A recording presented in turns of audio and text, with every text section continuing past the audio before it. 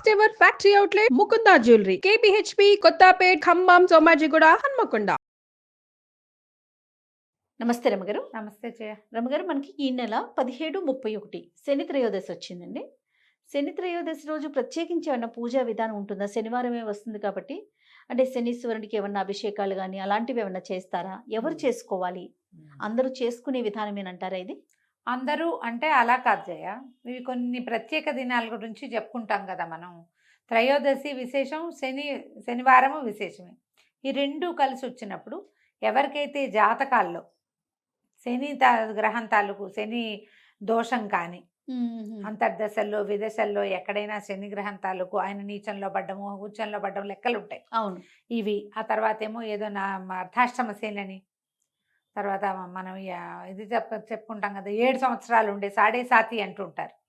అలాంటి శని దశలు ఉన్నప్పుడు వీళ్ళు ఖచ్చితంగా ఈ రోజున గనక ఏదైనా చేసుకుంటే, శని మామూలుగా శని అనగానే ఏంటంటే అదేమిటో బ్యాడ్ వర్డ్ కాదు, మెల్లిగా వెళ్ళేది అని అర్థం. స్లోగా వెళ్తుంది. శని దశలు శని గ్రహము మిగిలిన అన్ని గ్రహాల కంటే నిదానమైన నడక గలవాడు. ఓకే. రోజులు గడవు శనితోటి, అది ప్రాబ్లం అనమాట.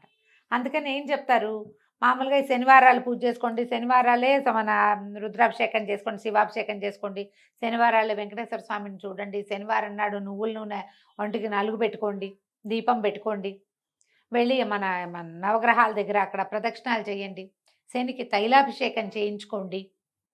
ఇవన్నీ ఎలా జరుగుతాయి జయ? ఇప్పుడు నువ్వు నేను మాట్లాడుకుంటే కాదు కదా, మన జాతకాన్ని ఎవరికైనా చూపించి దాన్ని చదివించుకుంటే, జాతక పఠనం జరిగినప్పుడు బాబు నీకు ఈ పరిస్థితి ఉంది, మీరు ఇట్లా శనివారాలు చేసుకోవాలి అని ఎవరికైతే చెప్పబడి ఉంటుందో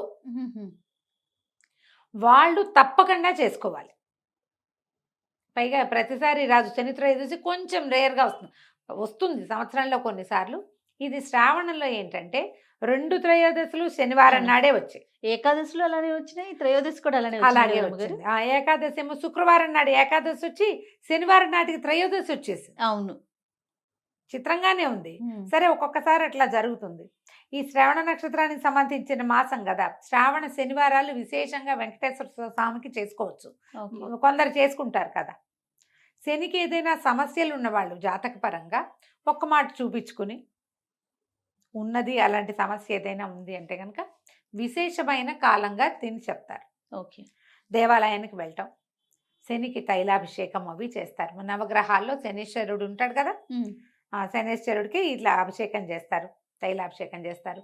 చిన్నటి నల్లగుడ్డల్లో నువ్వులు పోసి మూట కట్టి దాన్నే దీపంగా వెలిగిస్తారు. 19 ఎన్నో ప్రదక్షిణాలు ఉంటాయి, 19 ప్రదక్షిణాలు చేయమంటారు. ఇవన్నీ లెక్క పెట్టుకుని 17, 19 లెక్కలు ఉంటాయి. ఈ లెక్క ప్రకారం ఈ గ్రహానికి ఇది నీలాంజన సమాభాసం రవిపుత్రం యమాగ్రజం ఛాయామార్తాండ సంభూతం తం నమామి శనైశ్చరం. ఇంతది చిన్న శ్లోకం. ఈ శ్లోకాన్ని చదువుకుంటూ ఈ దేవాలయంలో ప్రదక్షిణ చేసుకోవచ్చు. మేము అభిషేకాలు అవి చేయలేమండి, అంత శక్తి లేదు, సమయం లేదు, కుదరదు, ఆసక్తి లేదు, అంటే అంత పెద్దవి చేయాలని లేదు అన్నవాళ్ళు ఈ ఒక్క శ్లోకం నేర్చుకోండి. శనివారం నాడు ఎక్కువ సార్లు జపిస్తే మంచిది. ఈ శని త్రయోదశి నాడు దారిలో ఆఫీస్కి వెళ్ళే దారిలో, కాలేజీకి వెళ్ళే దారిలో ఉన్న శివాలయంలో తప్పకుండా నవగ్రహ ప్రతిష్టలు కనపడతాయి. నవగ్రహాల చుట్టూతా ప్రదక్షిణ చేసుకోండి ఈ శ్లోకం చదువుకుంటూ.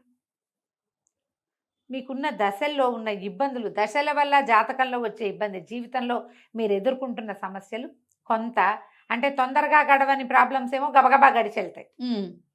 ఎప్పటికీ తీరవనుకున్నవి తీరేందుకు కనపడతాయి. తప్పకుండా పనిచేస్తాయి జయ ఈ రోజులు.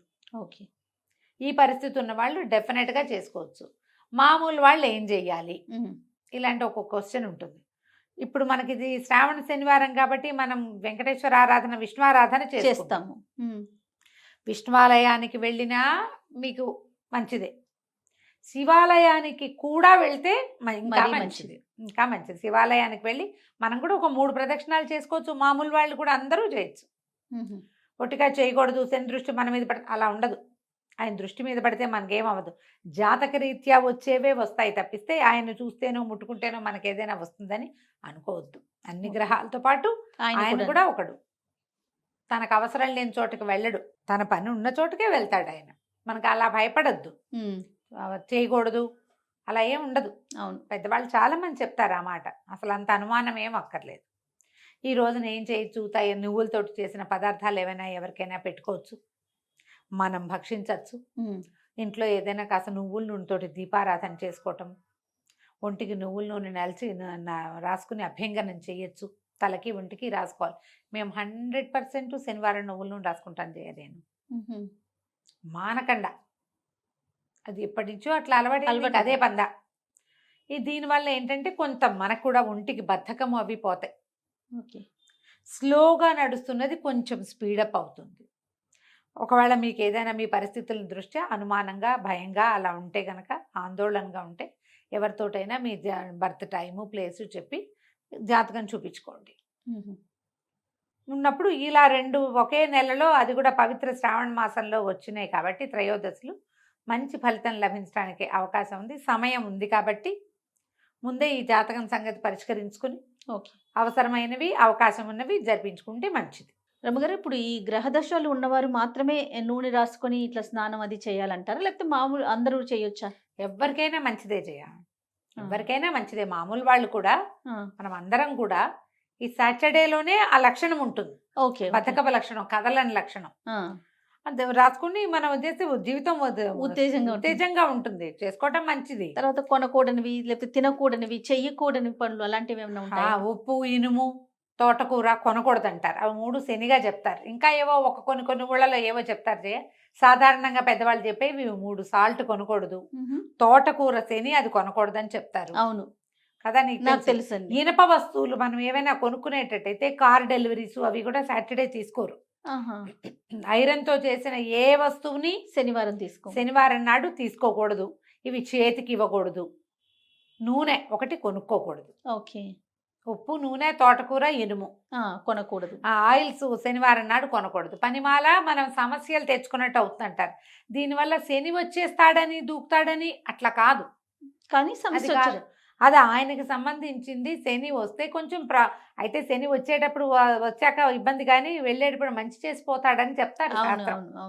పల్లెటూళ్ళలో చెప్పుకునే మాటలే. జ్యోతిష్ పండితులు ఎవరైనా అయితే ఇంకా ఎలాబరేటెడ్ గా చెప్తారు. కానీ మనకి ఇలా చేసుకుంటే ఈ పద్ధతి ప్రకారం మనం రెగ్యులర్ దైనందినంలో మనం కొన్ని విషయాలు పాటిస్తాం కదా జయ. బుధవారము, శనివారమే తలంటి పోసుకోవాలి, ఇది లెక్కే కదా. బుధవారం నాడు పెసలు, గురువారం నాడు శనగలు తినాలి, ఇది కూడా లెక్కే కదా. ఇవన్నీ మనకు తెలుసు, మనం జనరల్గా పాటించే విషయాలు. సోమవారం సహించదు, మంగళవారం మన్నదు చెప్తారు. సోమవారం కనుక ఏదైనా కొత్త బట్టలు కట్టుకున్నానుకో చిరుగుతాయి అవి. సోమవారం సహించదు, మంగళవారం మన్నదు. మంగళవారం మన్నదంటే ఆ గుడ్డ పాడైపోతుంది, అందుకని మంగళవారాలు వేసుకోకూడదు అంటారు. ఊళ్ళల్లో చెప్పుకునే మాటలే, పెద్దవాళ్ళు ముందు నుంచి చెప్తున్నవే కదా. మనకు కూడా వీటిని పాటించుకుంటే మంచిది. ఈ రోజు నీవి కొనకూడదు అంటే ప్లాన్ చేసుకోండి, మీ ప్లానింగ్ కోసమే. ఎప్పుడైతే వస్తే అది చేసేయకూడదు. ఏదైనా కొనడానికి ఒక ప్లానింగ్ కావాలా, ఖచ్చితంగా. దానికి నీకు ఫోకస్ కావాలా, ఓ లిస్ట్ కావాలా, దానికి నువ్వు ఎంత బాగుండాలి, ఆర్గనైజ్డ్గా ఉండాలి. మరి ఆర్గనైజేషన్లో భాగంగా ఈ రోజు ఇది అంటే ఒక పంక్చువల్గా జీవితం పద్ధతి ప్రకారం వెళ్తుంది. అందుకే ఇవన్నీ ఏర్పరిచారు. వీటిలలో కొన్నైనా వాడుకోండి, కొంతైనా పంక్చువాలిటీ అవి వస్తాయి మనకి. అవునండి, ఆలోచించండి తప్పకుండా. రమ్మ గారు నమస్తే. నమస్తే జయ.